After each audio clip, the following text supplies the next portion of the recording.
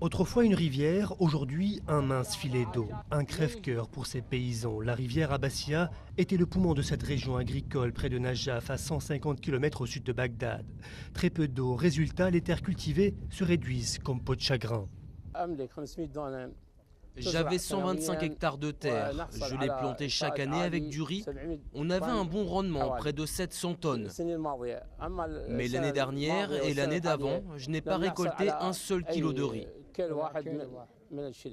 La région de Najaf est le grenier à riz de l'Irak, mais sa production s'est écroulée ces dernières années. En cause, le manque de pluie et la baisse du débit du Tigre et de l'Euphrate. Car en amont, la Turquie a multiplié les barrages et l'Iran a dévié des affluents du Tigre.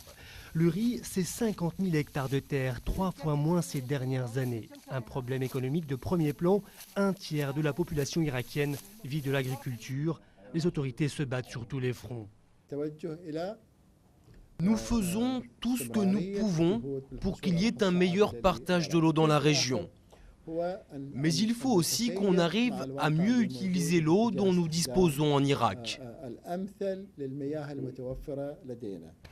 Mieux utiliser l'eau, c'est surtout éviter le gaspillage et développer un réseau d'irrigation digne de ce nom pour augmenter la productivité.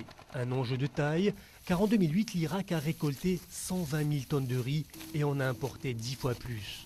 Une facture de 600 millions de dollars qui, ajoutée aux autres importations agricoles, grève le budget de l'État.